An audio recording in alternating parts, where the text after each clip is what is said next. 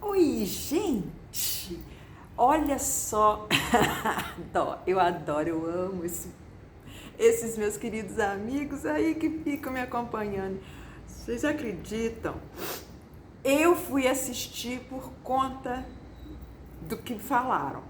Olha só, chamaram a minha atenção porque eu na série eu venho falando, eu gravo um vídeo, no finalzinho dele eu já falo o assunto do próximo vídeo da série. Aí vieram reclamar comigo que no vídeo da manhã de hoje eu não falei o assunto que eu ia tratar agora. Adoro vocês. Vocês têm razão, eu fui assistir, realmente eu não falei o assunto. Mas eu falo agora, aí vocês me perdoem. É porque eu estava completamente emocionada com 100 inscritos. Gente, eu tô tão assim, tô igual uma boba. Sabe aquela criança assim que nunca comeu melado quando come se lambuza? É por aí. Eu tô nessa vibe, nesse sentimento, assim. Eu ainda tô transbordando, entendeu? Porque, assim, é muito bom saber que são mais 100 pessoas que estão ouvindo amor, que estão desenvolvendo isso na mente, na cabeça, no coração. É muito bom. Vamos lá, vamos, chega, senão eu vou acabar chorando aqui. Porque eu tô emocionada hoje o dia inteiro. E quem me conhece sabe que eu tô mesmo, porque eu sou boba assim. Então, fazer o quê, velho? Sou boba. Vamos lá. Assunto de agora de noite. Nessa quarta-feira, pra gente fechar com chavinha de ouro. Esse dia maravilhoso. Principais leis que marcaram as conquistas da mulher na legislação civil brasileira.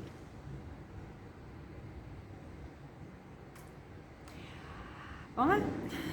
A primeira forma de legislação brasileira foram as ordenações filipinas, que vigoraram no Brasil até exatamente no ano de 1916, quando nós tivemos o primeiro Código Civil nosso, que veio a substituir as ordens filipinas, né?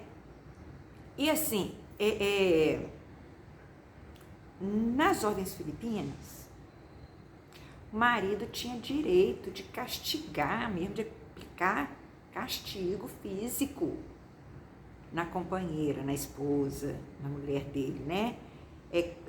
Chegando ao ponto de tirar até a vida, né? Se sobre essa pairasse o simples boato de adultério, tá vendo? Então, assim, a gente pensa que está muito distante aquela historinha, né? De joga a pedra, atira a primeira pedra quem não tem pecado. Isso figurou durante muitos e muitos e muitos anos. E não foi só aqui no Brasil, não. Muitos países, e tem países que até hoje, né?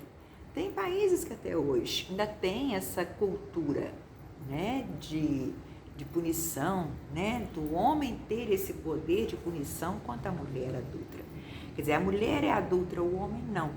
E assim, eu nem tinha visto, nem tinha lido, e eu comentei no vídeo passado, né? A questão do adultério, que era crime para a mulher, né?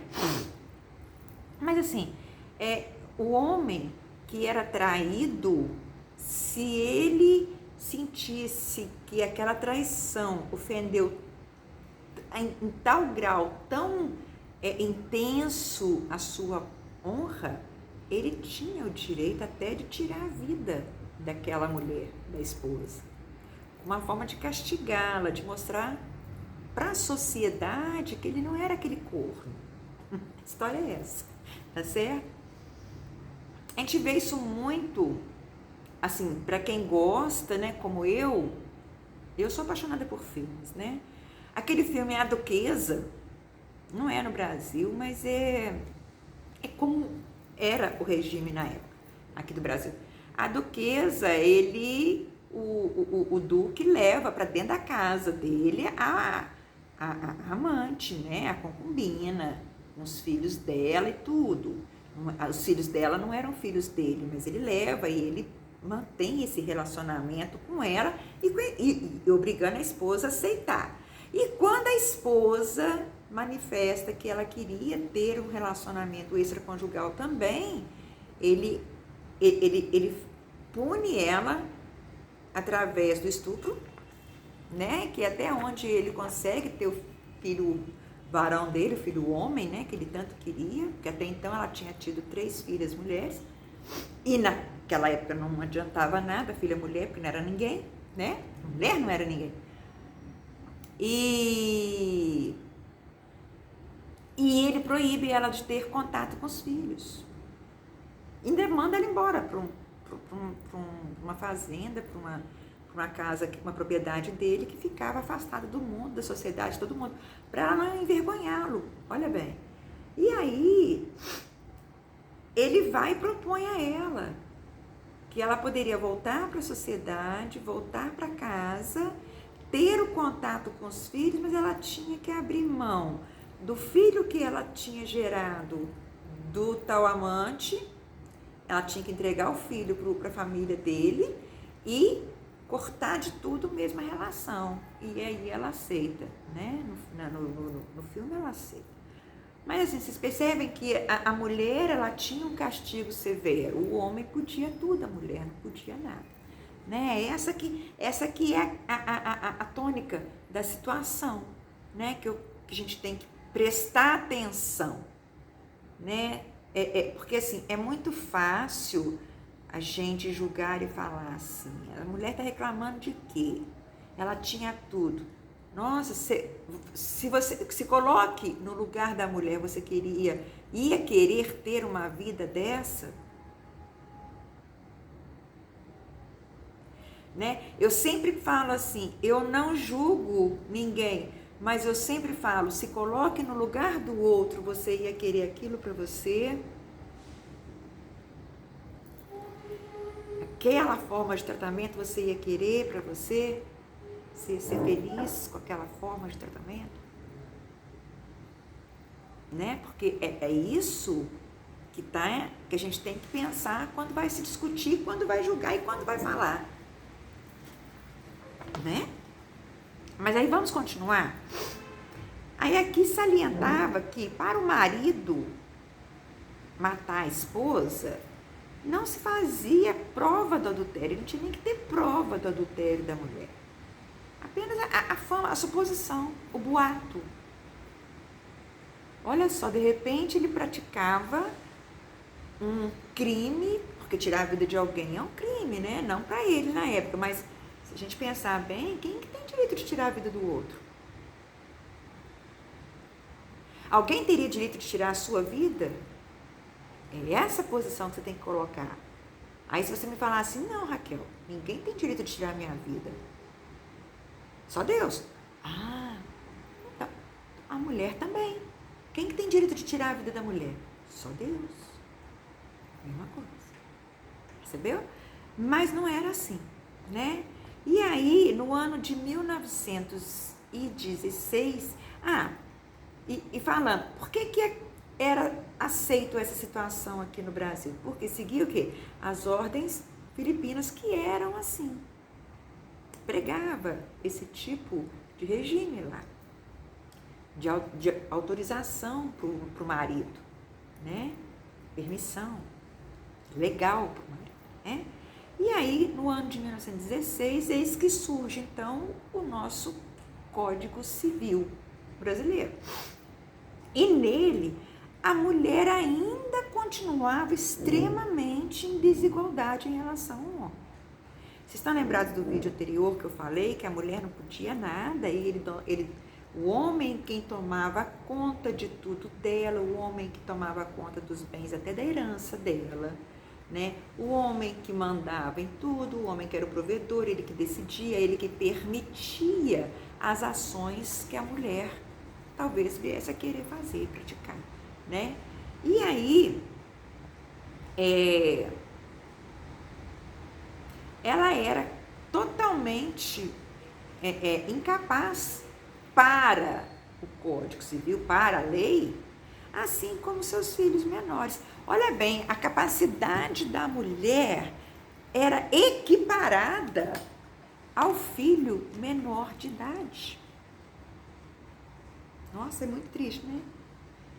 Dos silvícolas e dos pródigos. Que nenhuma, né? Não tinha nada. Ela não podia nada, ela era ninguém. A verdade é isso, né? Ela não era ninguém. Ela sujeitava ao domínio do pai dela, depois ela, ou do irmão mais velho, e depois ela passar. Ou, né? Porque se ela tivesse pai e o irmão mais velho, ela estava sobre as ordens do pai em primeiro lugar e também do irmão mais velho. E aí, quando ela casava, esse domínio, essa autoridade toda em cima dela era passada para o marido, né? E aí, ela não podia ser, sem autorização do marido, ela não podia ser tutora, ela não podia ser curadora, ela não podia litigar em juízo, ela não podia apresentar ação em juízo, nem no cível, nem no comercial. Por que comercial, Raquel? Porque lembra que eu falei que a mulher, quando com autorização do marido, ela podia ir trabalhar fora? E geralmente era nas fábricas têxteis, né, da época. Então, assim, ela não podia... Que seriam as ações hoje em dia, comparando, seriam as ações trabalhistas, né? As reclamações trabalhistas. Ela não podia, nem civilmente, quer dizer, contra o marido ou contra alguém da família, alguma coisa assim, ou contra o outro próximo, né? E nem comercial, que eram os dois códigos que a gente tinha, né? A gente tinha o Código Civil e o Código que dizia respeito à mulher, né? O Código Civil e o Código Comercial, que foram os primeiros que foram abordando a questão da mulher, mas não adiantou, ela não tinha direito nenhum perante eles ainda, né? E também não era permitido para ela exercer profissão, nem contrair obrigações e nem aceitar mandato. Olha bem, o que é isso, Raquel? Ela ia trabalhar na fábrica. Enquanto para o homem que trabalhava na fábrica, aquilo era uma carreira, né? Então era uma profissão. Para ela não, para a mulher não era. Aí a gente pode comparar como o que, Raquel? Então, assim, a situação da mulher na fábrica seria um estagiário. E assim, estagiário não pela CLT hoje em dia, porque o estagiário hoje em dia na CLT está assim de direitos, né? Não, é aquele estagiário mesmo de antigamente, aquele que ia lá só para poder fazer. Era, igual eu falei antes, gente, é a mão de obra barata, porque ela não tinha direito nenhum, trabalhista nenhum. Quem tinha esses direitos era somente os homens. Então, ela não tinha contrato, ela não era considerada uma profissional naquele ofício. Mesmo que ela desempenhasse com perfeição, não era profissional. Você viu? E aí, ao homem era dado pátrio poder, como eu já falei, né? E, consequentemente, o direito de administração legal dos bens da mulher, dos bens dos filhos, sendo inerente a ele o direito de usufruto destes bens. Então, ele podia, olha, mesmo aquilo que era herança. E a mulher era mera coadjuvante do marido, né? Aí, em 1900, olha que a gente estava falando de um código que foi de 1916 até 1962 com o Estatuto da Mulher Casada.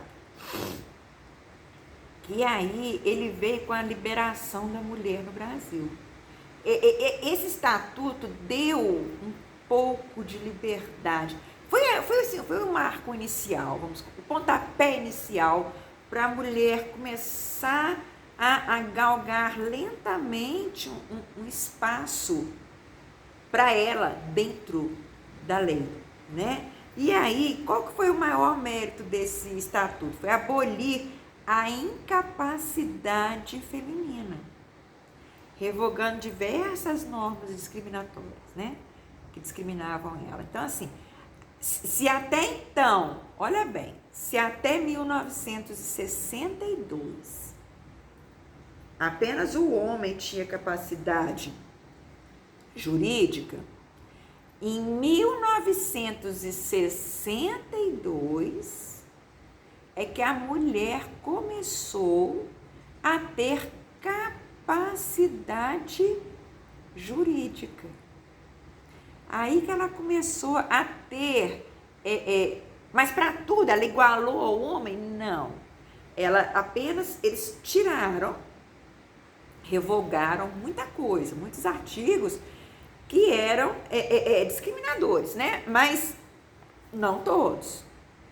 Estão lembrados que eu falei que só com a Constituição, só com a Constituição que vai abolir do 233 até o 254, mesmo assim deixando uma exceção, que seria o 234 junto com 242, inciso 1, tá lembrado? Esse permanecia. Estão lembrados disso?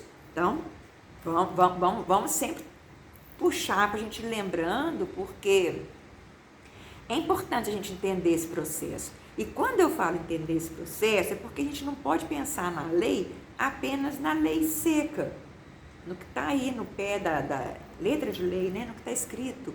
Mas a gente tem que pensar no que está escrito e contextualizar a época, né? Como que era a vivência da época.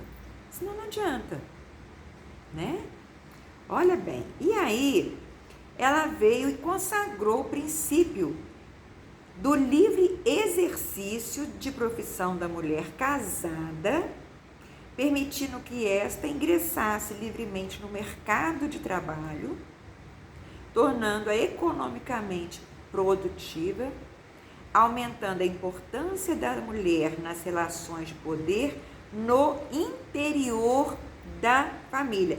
Ou seja, esse aumento de poder econômico feminino trouxe decisivas modificações no relacionamento pessoal entre os cônjuges. O que quer dizer? Raquel, traduz essa parada, porque olha, só Jesus na causa. Foi o seguinte, olha bem.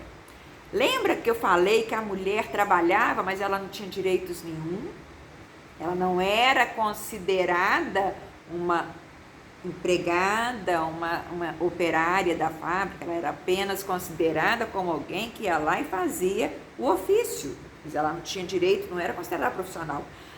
Com esse avanço que veio junto do Estatuto da Mulher Casada e que fez com que a mulher ganhasse capacidade jurídica, olha bem, no momento que ela ganha essa capacidade jurídica, ela pode continuar trabalhando numa fábrica sem ganhar nada, sem receber pelo que ela produz. Ela pode ser considerada apenas alguém que vai lá fazer o serviço? Não mais. Percebe? A partir desse momento que ela conseguiu, adquiriu essa capacidade jurídica, ela teve que ser encarada dentro do ofício que ela trabalhava, daquele local de trabalho dela externo, ela teve que ser considerada como uma profissional. Sendo considerada como uma profissional, ela tinha reconhecido o direito dela de receber.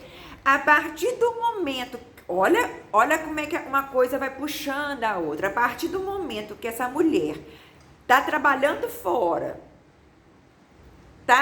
tem o trabalho dela reconhecido como uma profissão dela, e ela passa a receber dinheiro e trazer esse dinheiro para dentro de casa, ela não mais é apenas uma submissa ao homem.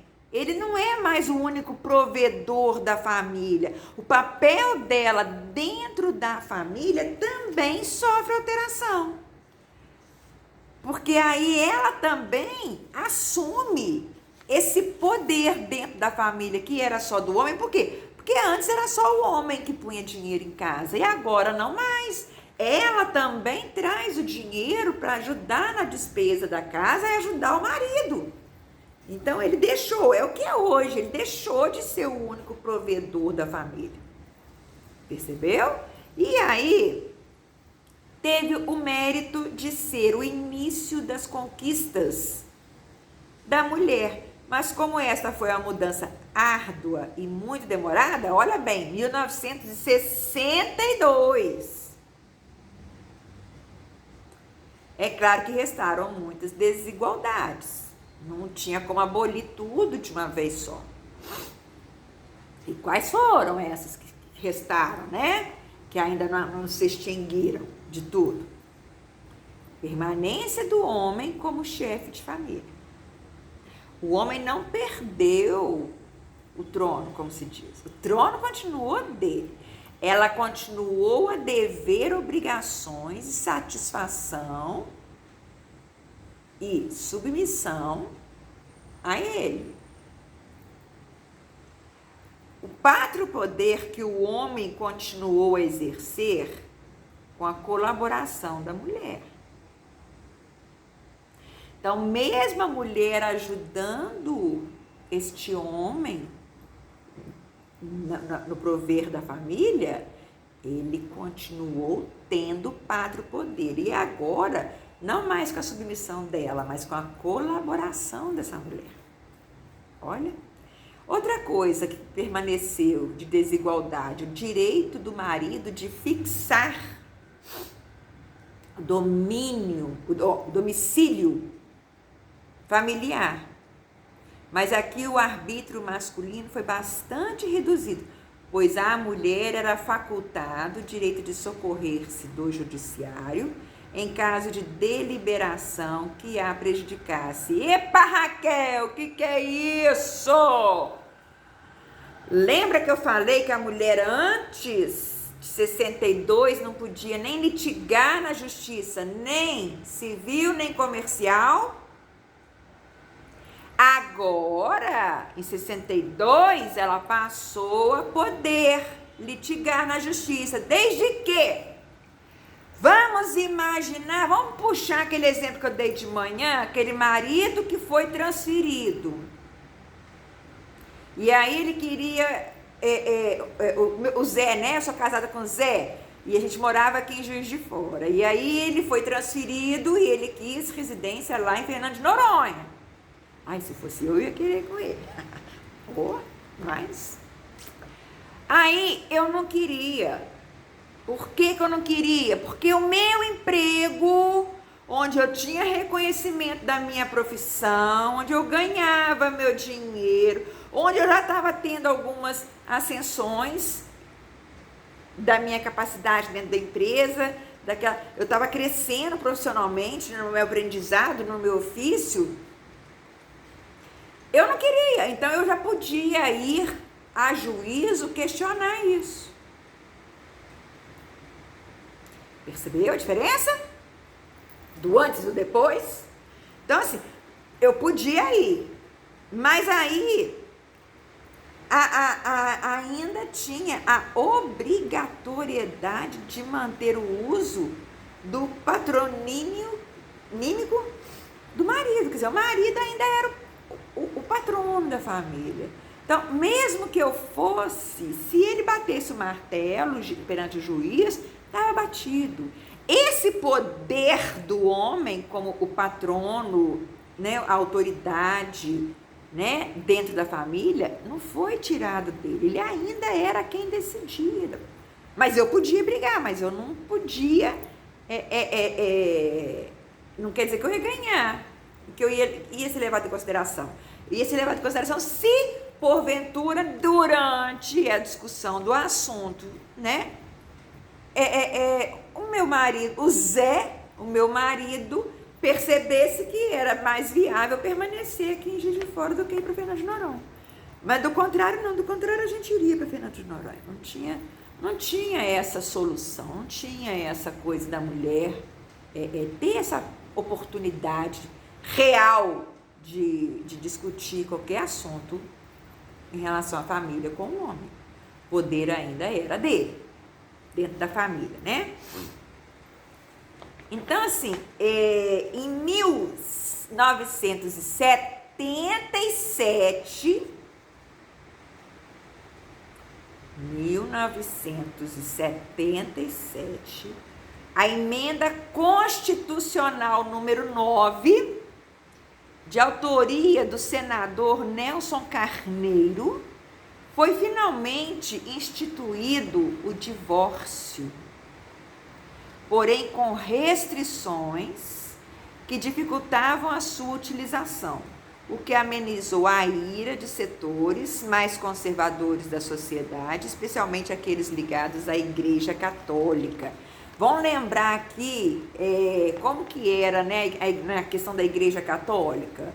Mulheres separadas não podiam comungar, não podiam frequentar a igreja, né, elas eram mundanas, né, então elas não eram mulheres dignas.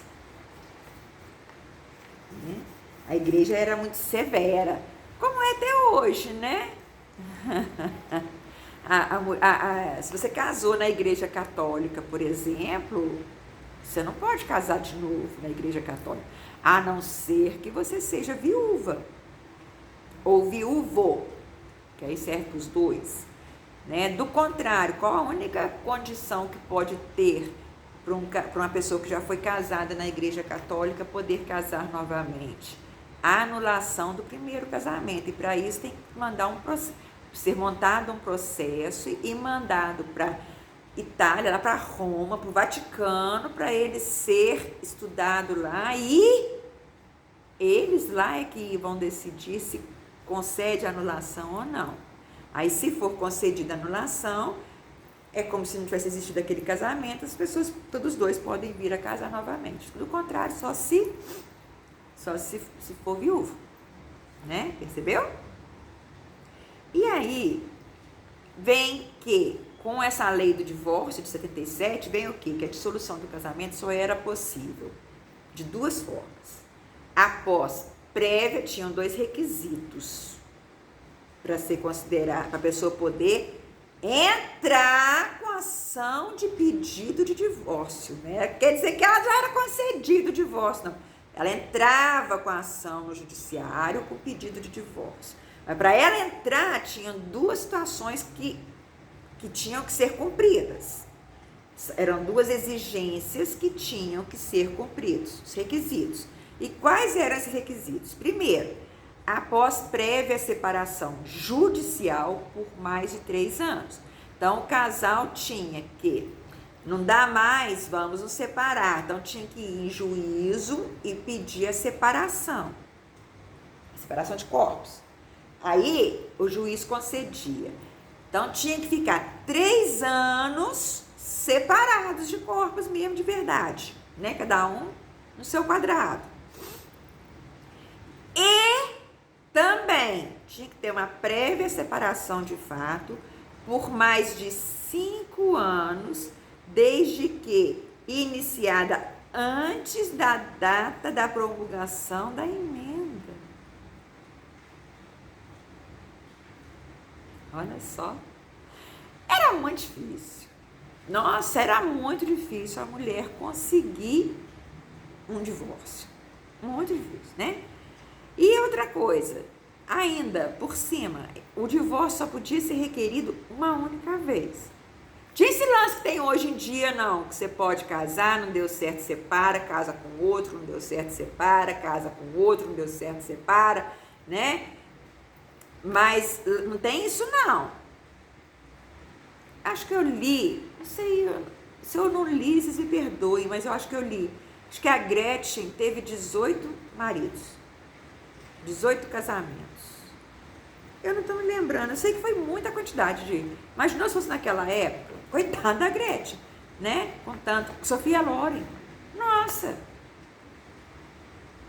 São mulheres que se casaram muitas vezes, né? E aí não podia naquela época. Divórcio era uma vez só. Como dizem, errou uma vez para não errar nunca mais, né?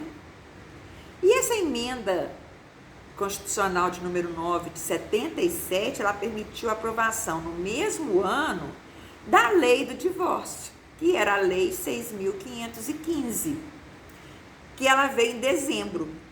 Essa lei já veio no finalzinho do ano de 77, tá? E ela disciplinou o quê? Em matéria no âmbito da legislação civil e processual civil. Porque até então, a mudança estava ocorrendo aonde? Apenas no Código Civil, mas não no processo civil. O processo civil estava mantendo essa atrocidade aqui, né? Quer dizer, 8 anos, né, de separação, né? E ainda anterior à emenda, né? Olha só, e divórcio uma vez só.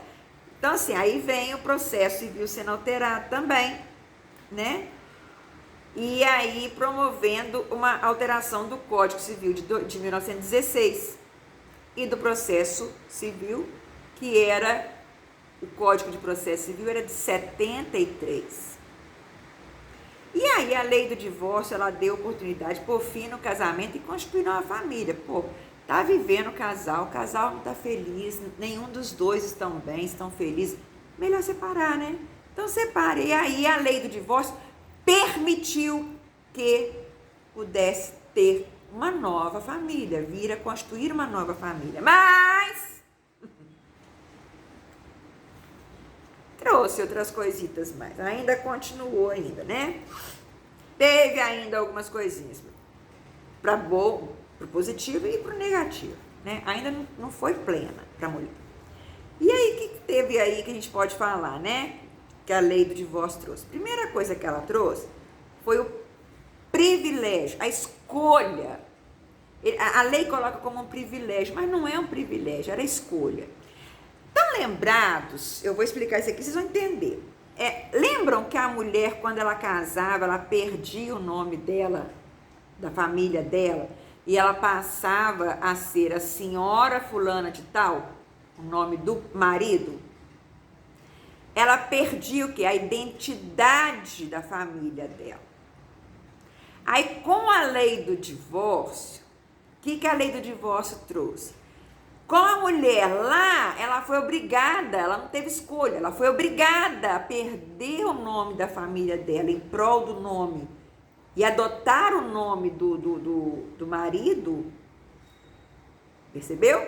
Então, aí, com o divórcio, ela podia dizer se ela queria voltar a usar o nome dela, da família de origem dela, ou se ela queria manter o nome do marido. Por que isso, então? Por que ela podia manter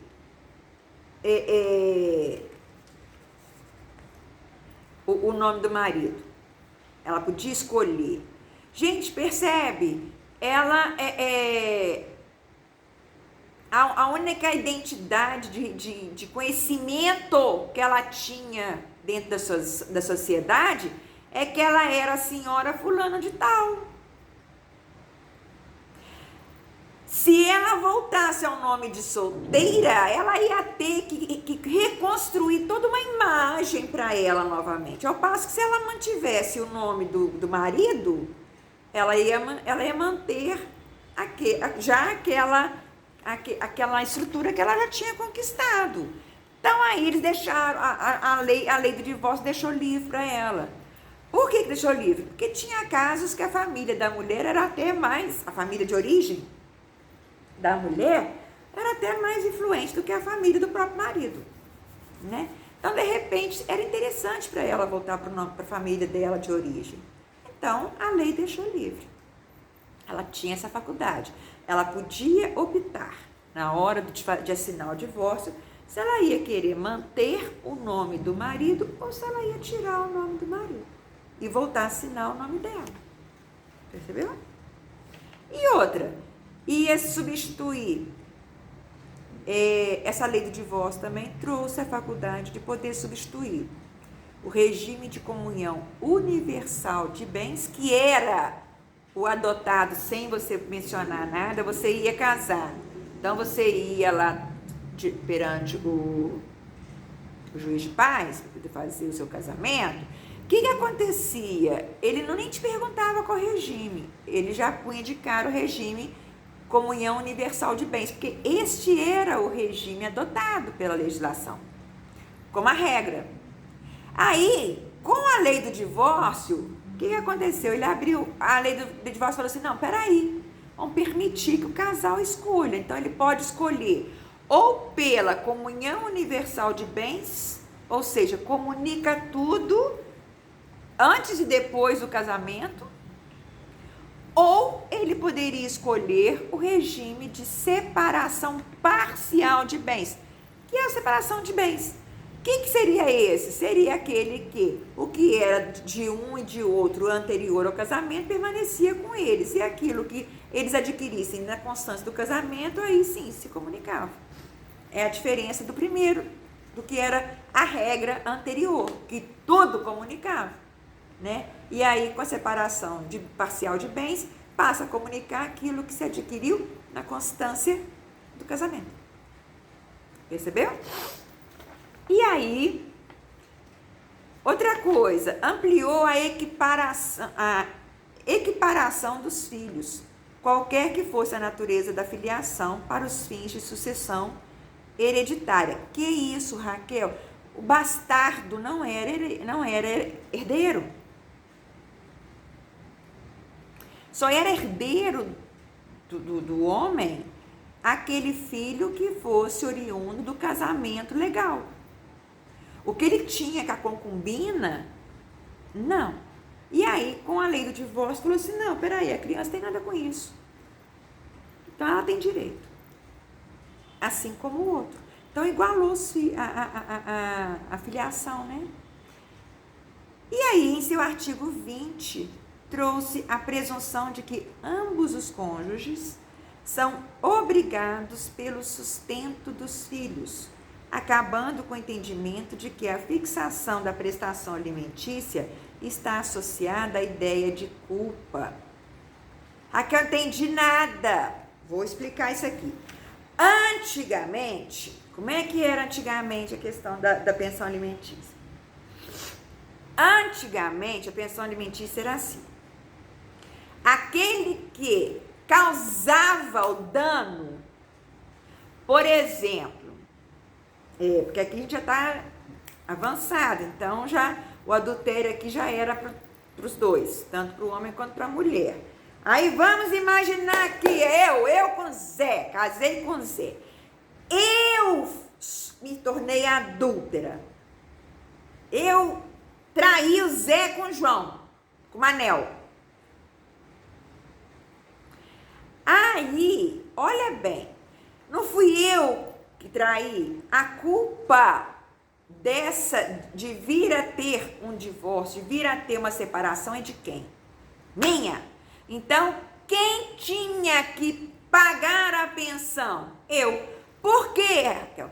Porque lembra que eu falei que já nesse vídeo mesmo, lá atrás, a mulher, em 62, ela conseguiu conquistar o espaço do reconhecimento dela profissional, então ela passou a ter uma profissão no mercado de trabalho e trazer din-din para casa. Então, se ela tinha uma profissão, aí eu fui adúltera, eu tinha a profissão e eu sou adúltera, a culpa é minha. Então, eu tenho que dar pensão em decorrência da minha culpa. O fator determinante de quem é que ia dar pensão aqui era o fator culpa.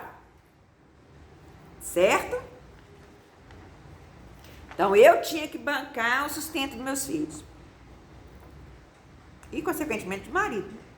E aí, a lei do divórcio, ela estabelece a reciprocidade de prestação alimentar, cabendo ao cônjuge responsável pela separação judicial, a culpa, pensionar o outro, sem distinção entre homem e mulher, vinculando o pagamento dos alimentos ao binômio necessidade-possibilidade. Percebeu aqui por que eu dei exemplo de que eu era adúltera? Só para vocês já entenderem esse desfecho aqui do vídeo. Percebeu? Quem tinha a culpa pagava, independente de ser mulher ou homem. Eu sou mulher, eu fui adúltera, eu causei a separação, eu dou pensão. Se fosse o Zé que me traiu, ele era o causador da separação. Então, ele tinha que me dar pensão e para os meus filhos.